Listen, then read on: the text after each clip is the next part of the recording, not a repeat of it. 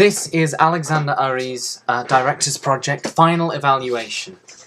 So, I'm going to be looking back over some questions that I set myself towards the start of the process. These were kind of questions about my project and the ideas I was working with that I hope to answer through exploration throughout the process. But first of all, let's give a quick recap of what it was that I was trying to do. I was taking the influences of two practitioners, Samuel Beckett, author of Waiting for Godot, and many other stage works, and then I was also taking Jerzy Grotowski, a Polish theatre director and practitioner. So, I then took a 15-minute, roughly, section from, sorry for the hair, Waiting for Godot, and then I was trying to use both Samuel Beckett's techniques and things that were given to me through the text and Grotowski's influences to really work as a lens for those meanings found in the text. So Grotowski was the lens through which I interpreted Samuel Beckett's ideas. So, the first question that I set myself near the beginning of this process was, how can I help my cast develop themselves into the total actor? The total actor is one of Grotowski's ideas from his Poor Theatre. The total actor is an actor who generates everything about the performance that he can from him or herself. Instead of using music, a total actor will provide any music with their voice. Instead of painting complex backdrops, they will show the scenery through their bodies or by imagination. Everything is from the actor. So, I wanted to use this time that I had in my sessions partially to not only produce this piece, but to help my actors strive towards the goal of becoming the total actor. The entire approach of Grotowskian theatre is based with a heavy emphasis on training and experimentation. Instead of referring to the studio in which we work, the space, we don't think of it as a studio, we think of it as a laboratory. So it's all experimenting, learning. It's often more important to train than it is what the actual results of those training are in terms of performance. So the first thing I really needed to do was to choose my cast. I didn't choose the people who were the strongest performers in the sense of I could just give them the script and say, I want you to do this, and they would do it in a particular way. I didn't choose people who I thought were the best at acting at the moment, necessarily, or the most confident performers. I chose people who I could see potential in, but also people who I knew would connect to this form of work, because it's quite academic and quite, it requires an amount of examination and exploration that requires a certain type of mind frame. So the people I chose were Jade, Izzy, Oshan, and Jess F. I say Jess F because there are two other Jesses on our course. And I absolutely feel I chose the right people. I had such complete and total faith in them, and they had complete and total faith in me. There was a lovely back and forth as we were working. They were pleasures to work with, and they really, I could see them develop, and that was my absolute favourite thing about this project, to be honest. So, what techniques did I use to try and achieve this? Well, I dedicated a large amount of my rehearsal time to building confidence and skills. Every rehearsal I opened with these 15-minute or so warm-ups that would include different techniques and exercises designed to develop the voice, projection exercises, articulation exercises. I would use different things, exploring different Grotowskian concepts in relation to the body and the voice. So not only was I giving them basic preparation in terms of this is how you should sound, not should sound, this is how you can make yourself heard better, articulation, different kind of exercise like that. I was also laying the groundwork for the concepts we were going to be working with through these rehearsals, and I think through these warm-ups, and I think that really worked actually quite well. I also made sure that all of my exercises I did in class were framed in this way. They were always explorations. I would give them a task, sometimes one that would seem impossible or ridiculous. For example, carrying a chair across the room without blinking, whilst one person berated you and another person encouraged you. And the idea behind that, I would always ask them what they felt the idea behind that was, why they thought I had asked them to do it, to engage with even the process that we were doing in a sort of academic, critical manner. And then I would tell them what I had intended with it, and I would see if it had been successful, and sometimes it was successful for some people, but not for others, and things like that. And my final technique that I think was particularly interesting was using outside research to develop a more whole understanding of the characters. And this isn't research in the sense of looking up what other people think about the character, but simply more imagination exercises, in fact. I would ask them to bring me in something that their character smelt like, and Izzy, who was playing Pozzo the Travelling Merchant, brought in a cigar, which I thought was a lovely touch, or something that their character has lost. And Oshan brought in this image of a family that he would attach to his hat, and that was why Vladimir, his character, was adjusting his hat so much. And these different things, what is their rhythm? Rhythm is very important in Grotowskian work. Just these different ideas about how their character felt, or either felt as in their feelings, or how their character just felt to be, what it was like to be them. Using the other senses. Sensory memory is quite an interesting technique that Grotowski would use quite a lot. And I think that it was lovely to see those moments where some people would connect to particular tasks once again. And my final thing that I think was particularly interesting in how I attempted to achieve this learning process was casting completely against type at certain times. So the only person who I didn't really cast against type was Oshan, who I just knew would be amazing as Vladimir. I could just see him having this kind of... Vladimir's quite a intelligent, thoughtful,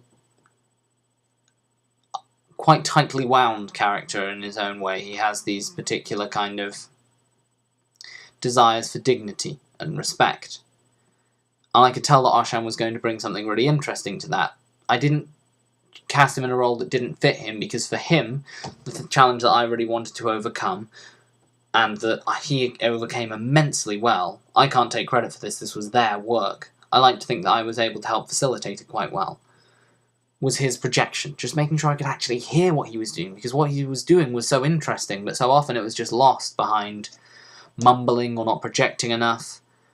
For the part of Lucky, who is generally mute but has this one immensely challenging speech, I learned that speech myself as an audition piece because I wanted to understand what I was asking an actor to do, and it's the hardest speech I've ever learned. I gave it to Jade, who was very unconfident in herself as an actor, and particularly with words. And she really just got it. I had quite a lot of resistance with Jade, and what I did was I would just sit with it, and I would say, okay, you don't think you can do that, but I do, and you are going to do it. And I would try to be gentle but firm. I'd just say, no, it's fine. You're going to do it, and we're just going to keep trying until you do. And you're going to do it. And she did. It was kind of like I was trying to trick her into believing in herself. For Izzy and Jess, I actually kind of switched the characters that you would assume they would play. So Estragon, who is a very laid-back character, and has a slightly sunnier disposition than Vladimir, still has quite a beaten-down world view, but is certainly the optimist, I would argue, is the kind of part that you would expect to see Izzy in more, because she is, as a person, very laid-back and positive. Whereas Jess, who is a very strong personality, you would expect to play the role of Pozzo, the domineering slave owner of Lucky. But I just thought, okay, let's swap them over. And what that led to was a challenge for Izzy in really starting to vary the way that she was delivering these lines, which she really did overcome greatly. She started to have a much deeper and more interesting texture. And for Jess, it actually turned out to be liking her character, which was an interesting journey, because the vision that she built in her character in her head, she did not like him at all. So anyway, my best advancement from all of this, I set them all these different techniques. I was having them use these very particular physicalities, I was having them restrict themselves, I was having them explore their characters, and then in one of my later sessions, I tried to link it back to the Grotowskian idea of revealing the self as part of the total actor. And this is where the best advancement came from all of it, because I just told them, okay, we've done all that, throw it away, act it as yourself. Imagine you're playing yourself, and just present it as if you were saying these words. And suddenly it came alive. It was far more interesting. They were talking to each other in this much more naturalistic way. And so there was this huge release, an immense personal expression. But we did lose the characters a bit, so I asked them to try and unify both that version where they played it as themselves and all this other work we'd done, and they did that. They managed to do that, which was amazing. But I just found it really interesting that in order to develop the total actor, they had to really embrace being themselves on stage, which is quite a difficult thing to do. It's one of the, perhaps the most difficult thing to do. Hiding behind a character is much, much easier. Could I have asked of more than them? In many ways, no. They were amazing, they were always attentive, they always worked very, very hard. The only thing was that I could have asked more of them when it came to getting script learned. I understood they had a lot of other deadlines, and that script learning wasn't easy for all of them, so I was always trying to compromise and make sure that I was being reasonable. But I think in the end I probably could have pushed them a little bit harder, and that as a director, although the amount that they advanced from when they started to where they ended was something that I was very proud of, and proud of them for, I could have got slightly more if I'd managed to get that script down and done quicker. And I'll talk about that a little later. So, my second question was, how do I bring Beckett and Grotowski together without it feeling like Brecht? The problem here for me is that if you take Grotowski's kind of minimalism and a particular approach to physicality, and then Beckett's kind of politics and social kind of examination and meta-theatre, you do end up with something that can resemble Brecht very strongly. However, what really, I stated this in my presentation, and I realised that my ideas actually didn't change much from my presentation. That was one of the things I was quite happy with. It just kind of, once I had that vision, these people were able to help me just achieve it. The intention is different between doing a Grotowski and, well, a Grotowski and Beckett, in this case, production, and doing a Brecht. Rather than forcing somebody to have a viewpoint to see your viewpoint in the way that I often feel Brecht is, it's education, you are trying to teach them something. You're presenting images and feelings that you connect to this piece, and then letting the audience draw their own conclusions from it. It's more like painting on a canvas than drawing on a blackboard. I created this idea of synthesizing Grotowski's poor theatre with Beckett's theatre of the absurd, which is based on the theory of absurdism, as I've said before. Absurdism being that you are acknowledging the search for meaning in life is entirely pointless and virtually impossible, but rather than despairing at that, you find a sort of dark humour or joy even in that. So the poor theatre of the absurd is the idea of aiming for the impossible but focusing on the journey rather than whether or not you're going to get there, which was the approach I took both in trying to do what we did with the show, and also in terms of what I thought almost the message of the show almost became in a sense. But I was adding a little bit of other kind of themes and layers, which I'm about to come to talk about in just a second. But this poor theatre of the absurd, this synthesis of these two ideas creates something that was both of them but also neither, if you know what I mean. Grotowski loved his contradictions, as did Beckett, so I think they would quite like the idea that they could come together and make something that was both them and not them. Was this lighting effect. So, as I've mentioned before, I had a microphone that was controlling the light, which was this idea that I'd had that I was assisted so amazingly to have actually happen by my stage tech tutor, Gijo, who just put this thing together that made it work. And he did explain it all to me, and I understood how, and that was really fascinating, but that's not what I'm talking about right now. But anyway, this lighting effect is based on the idea that the actor should generate everything. All sound, all imagery comes from the actor. But Grotowski still had to have the stage lights, of course, because the actor can't generate the lights. And Beckett loved his little stage tricks. He had things where a production would open with a light coming on and then the light going off, and that was the production. He loved kind of trickery like that, like having pre-recorded voices played over, all these different things which Grotowski would have hated, because Grotowski was all about stripping theatre back to its bare essentials. But this effect was a trick, but it actually puts the control of the microphone into the hands of the person who is speaking. The actor, by producing sound, controls whether the light comes on or off. So, as long as they're making a sound, the light is on, but then as soon as they stop, the light goes off. And so there you have a synthesis of these two ideas. It's a trick in the way that Beckett would often use, but it's also putting something in the control of the actor, making it part of the actor's body and voice. The light itself, even, has now become an extension of the actor. So that's a really lovely way of those who melded together, and it was from which some of the strongest moments of my piece really came.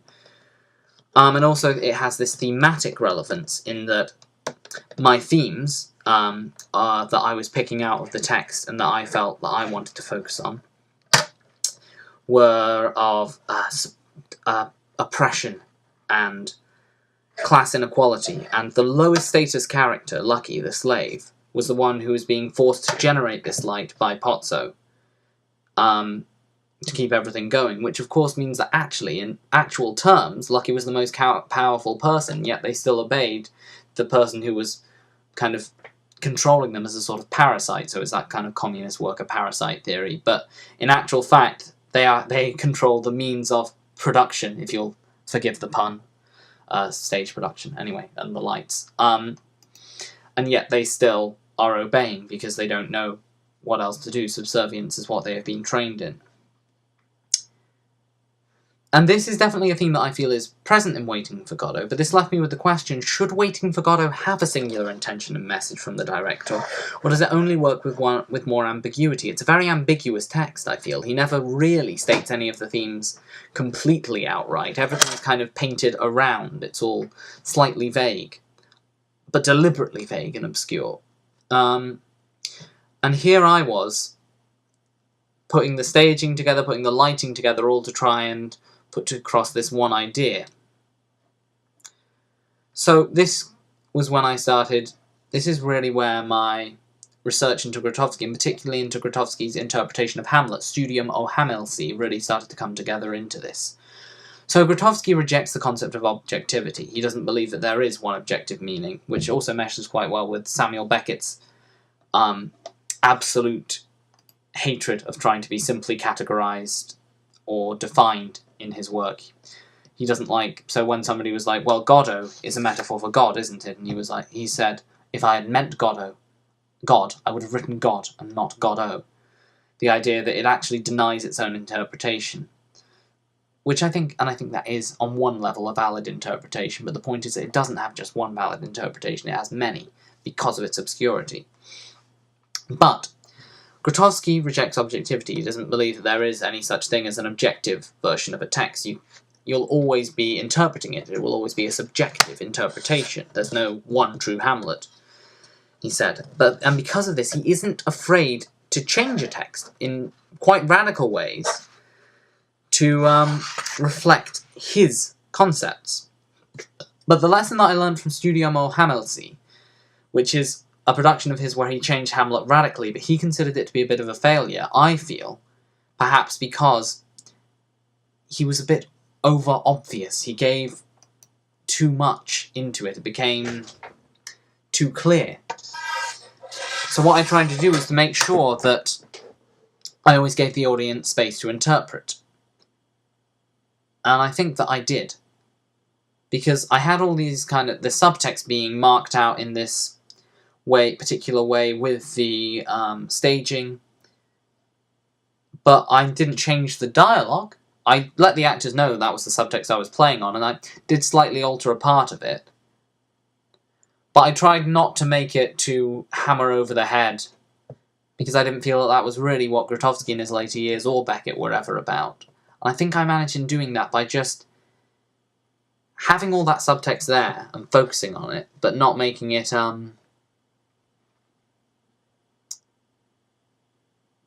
just never trying to work anything. I think I did manage to do this because one of the comments of feedback I got was that everyone was left with the room for their own interpretation.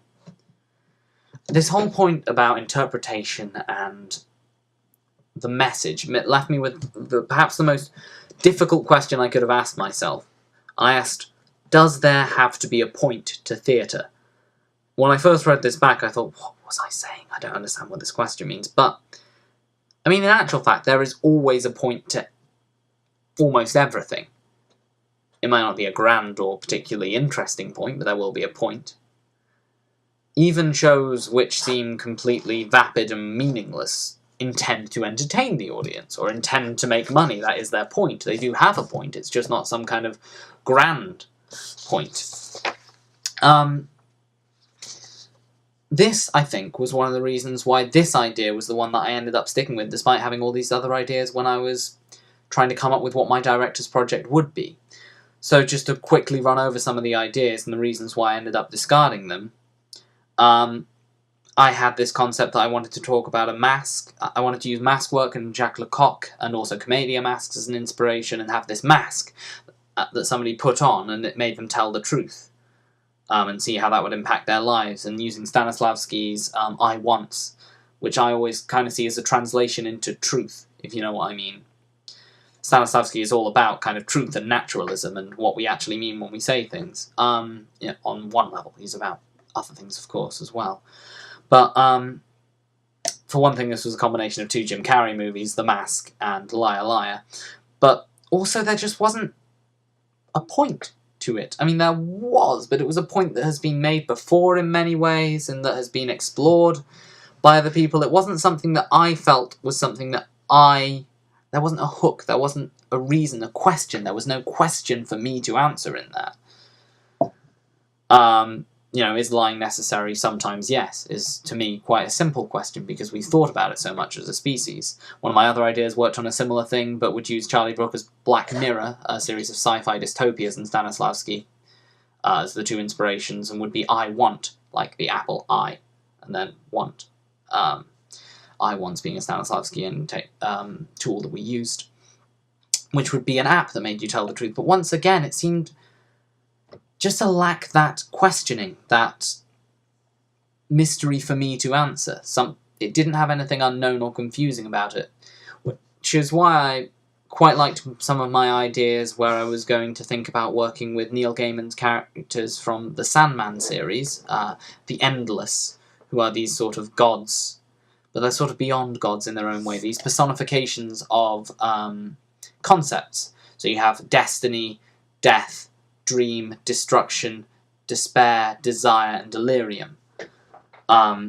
These siblings who are these sort of gods. And I wanted to see if I could work with some of the ideas behind Waiting for Godot and these characters, or some of the ideas behind The Mask and these characters, because these characters do have something mysterious and interesting about them.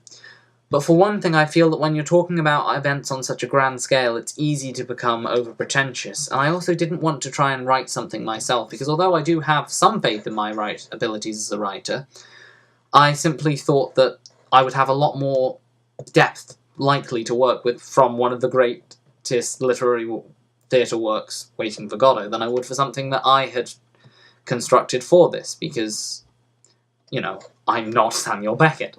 And also, I felt if I was working with someone else's text, I could interpret it my own way more, which is quite a Grotowskian thing, and also I could really feel less precious about it. I didn't want to have something that I was going to feel too much ownership over and feel too upset if people didn't interpret it in the same way I did. And this is why Grotowski was also such a good person for me to settle on, this question of, is there a point to theatre? Because there is a point to Grotowski in theatre. And that point is to experiment, to explore, and to learn. And to me, that's in many ways the point of life. Learning is really what I think defines humans as humans in many ways. So it's a great point to have for your theatre.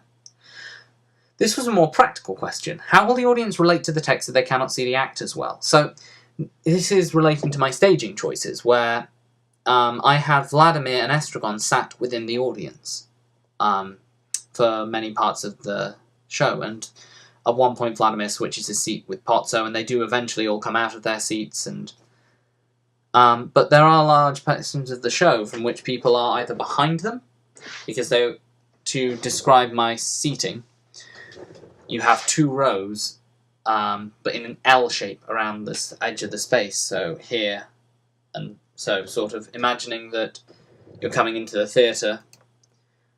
Let's say that here is the stage wall. You have a line of seats here and here. Estragon and Vladimir were sat here, which meant that some audience was behind them. Some could see them from this angle because they were sat over there.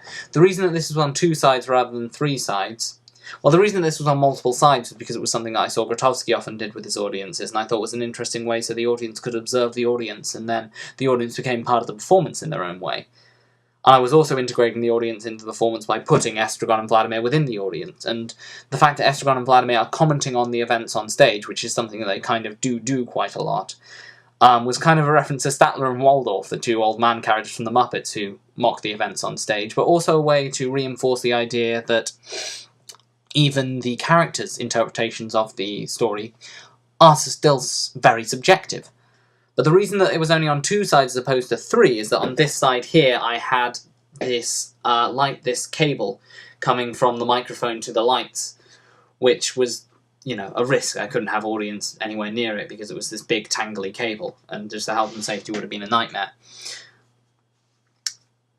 But nonetheless, this meant that some of the audience, for the majority of the play, couldn't actually see the actors as they were moving or saying the words. They could only really hear them, which was why I worked so carefully on articulation and projection, because they were having to reflect the sound back to audience members behind them. And another thing that meant that the audience couldn't always see everyone was that Jade would occasionally run out of breath. She couldn't keep the lights on going for the whole time.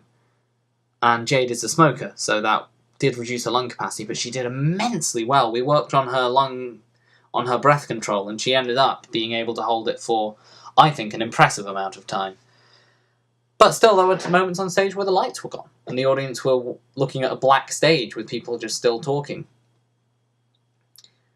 So what did this actually do to the audience? Well, watching it back, I can actually see that some audience members clearly just kind of switched off in response to it. They couldn't really take anything in. But I also saw that some audience members were listening even harder because they couldn't see, so it became almost like an audiobook kind of experience, and they were experiencing the text more similarly to the way that one would when you're reading it, because they were just hearing the words, and the words were gaining greater importance. And that's the thing about when you have so many when you leave room for the audience to have such a unique and different experience. Some of the audience could actually see them anyway because they were sitting across from them rather than behind them.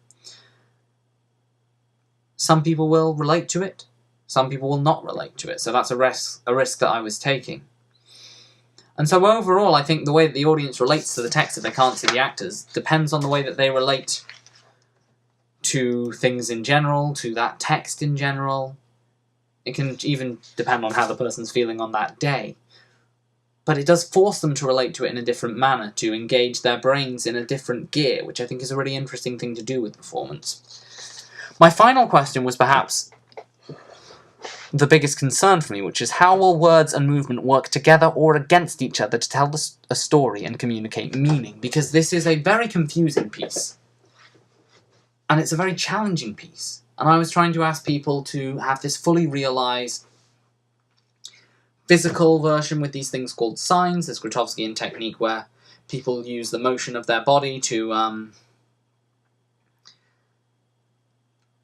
through stylized gestures that contain a core of the natural emotion.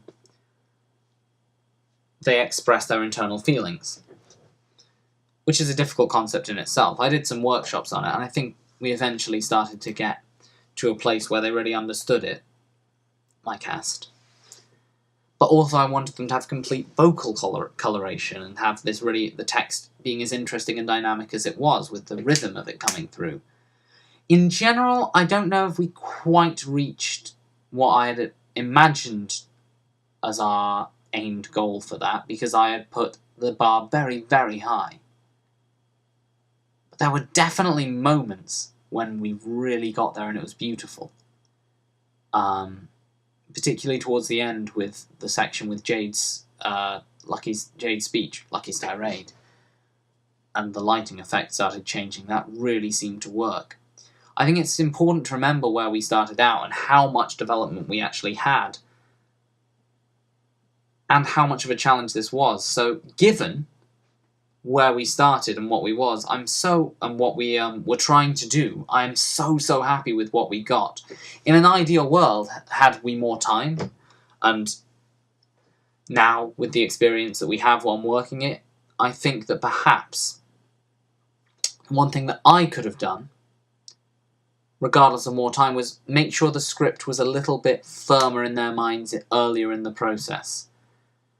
And then have a more firm kind of physical choreography, because I tried to leave that free to them to kind of, I gave them certain things and moments I wanted to hit that were in the script, but for the rest of it I left them free, and it led to some meandering, and sometimes the script wasn't quite coloured as much as I would have liked it to be, and it felt a little bit flat in the earlier sections. Yeah, I was more concerned with trying to train them up to the level that we needed and establishing the understanding, which I feel I really did achieve well and was very necessary because it was such a complex and difficult project to try and undertake. But going back and looking at it now, I think I would be more demanding and ask them to have the script actually learned probably by about the 3rd week.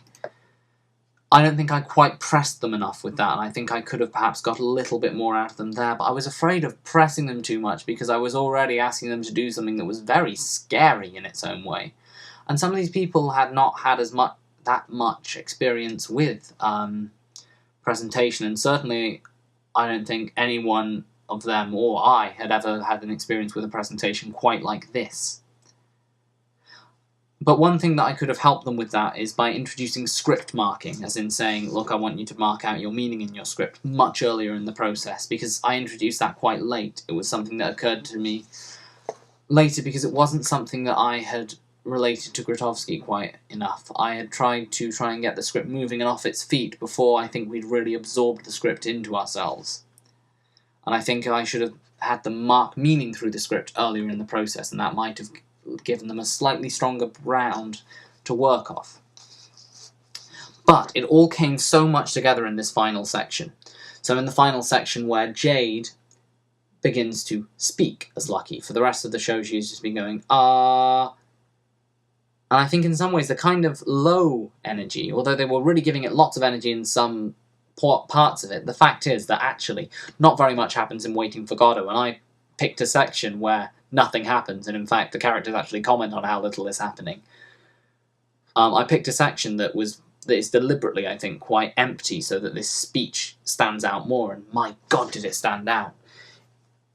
Watching it back, it felt quite magical, and it might just be that it's seeing all my ideas coming together that has that effect on me, but I also think it was quite a powerful moment if you were in the audience.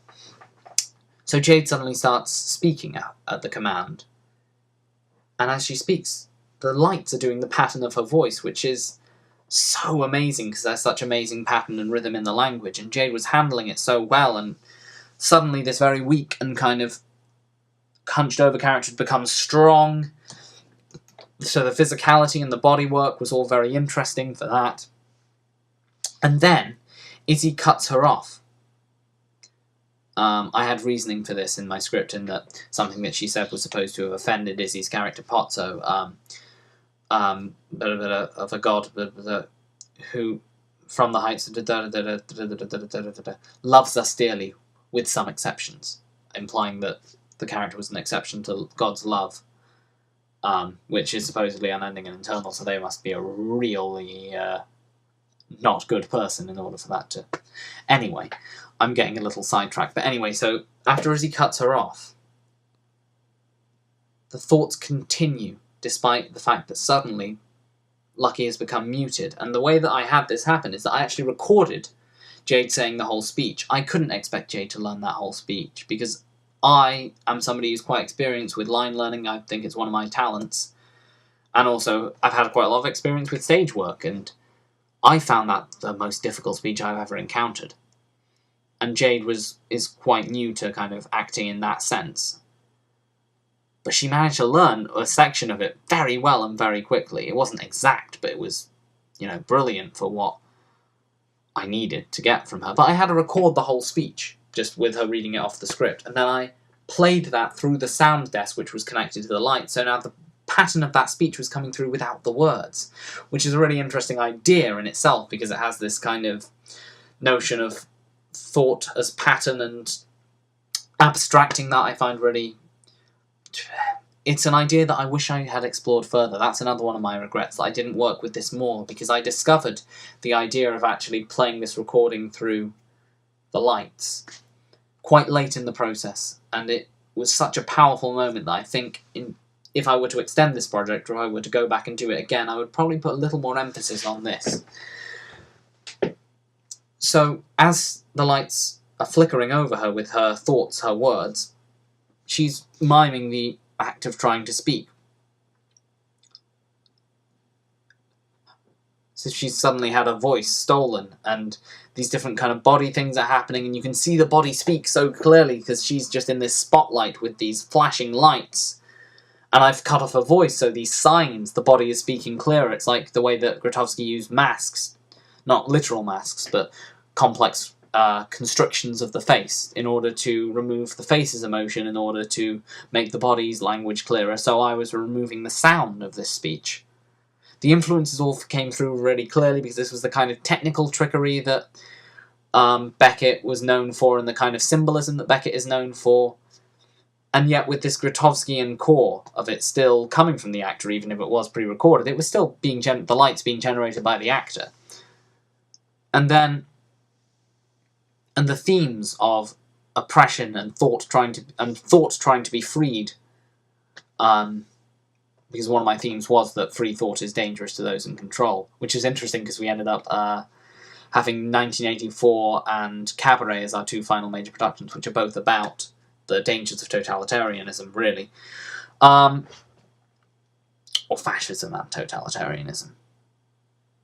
And then she breaks back through, and you start to hear her speech again, and it's been building in intensity, and the lights suddenly are filling the whole room rather than just a spotlight on her, and it's her voice controlling it again, and she's spitting out these last words, and each time Pozzo is trying to halt Lucky with slamming his whip and his fist to the ground, because Pozzo fell to the ground, covering his ears, and throughout the speech, Estragon covers his mouth, and Vladimir covers his eyes, and Pozzo his ears, in a reference to the monkeys, the three monkeys, see no evil, speak no evil, hear no evil, which I just thought was an interesting visual thing to try and layer on top of that. And these words being spat out, and they're flashing through the room. And the last word is unfinished, which is the name of the play, and a reference to the fact that the speech was unfinished because she never actually even got to say the middle of it properly. I don't know, it just all came together in that moment, and I think in some ways the fact that the rest of it wasn't quite so dramatic gave that moment all the more power. But in other ways, that was such a great moment that I would have liked to work on that a little more and have it be more of it, if you know what I mean. So I wish I'd discovered that earlier in some ways. Overall, however, I feel that I managed to be the director that I wanted to be, which my model was... Grotowski always talked about student-disciple. So the student as the disciple and the teacher as a guru, rather than director and actor. And I kind of based my things on a sensei. So these tasks I would give them at the end of this each week that seemed bizarre and unrelated. So bring me in... The last task I gave them was about trying to relate to them as people and to each other as people, because I just wanted to build the sense of community in the company. Bring me in the last thing that you would grab in a fire. Not the last, the first thing, sorry. The thing that you would, if you could choose one thing from your house to bring with you in case of a fire, bring me that.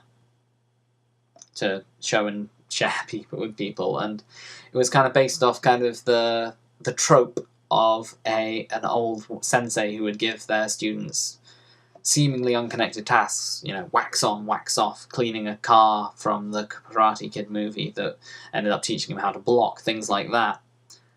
because it keeps them engaged and interested and thinking about it in an alternative way, and I just think that's a really lovely kind of technique that I would definitely be using again should I direct again. And I really want to direct again, because the thing of putting your ideas forward and then being able to use people to make them and seeing them contribute to it more than anything. I felt that I managed to be the director that I wanted to be. My success was in creating an environment in which we could share ideas and work together. My failure was perhaps in being a little too loose at times. I could have actually done with sometimes, I think, holding it together slightly tighter and being slightly more organised. But my cast, for me, one of the great successes was, aside from their personal development, I really felt that my cast became a company. They were able to work together, they were an ensemble. And I would be so excited just to work with those people again, and that same combination. Or a new combination of new people, but just the idea of just taking something and seeing where we can go with it with a group of people is amazing. I know that is essentially what directing is. But yeah, I had this real appreciation of both the fear and the tension that you feel, because it was very nerve-wracking sitting there controlling the lights as they just... Well, I didn't even control the lights really, Jade did with her voice, but there was a section where I controlled which lights she was controlling. But anyway, watching it happen and letting it go was very scary. But having that trust in those people, I thought was a very, very good feeling. Yeah, so overall, I really enjoyed this unit. I think that I was quite a successful director, and it was certainly something that I enjoyed and would like to do again. Yeah, just in the future, I think my main note to myself is don't be afraid to not lay down the law, but make sure that you have everything controlled and centered. So yes, thank you very much, and goodbye.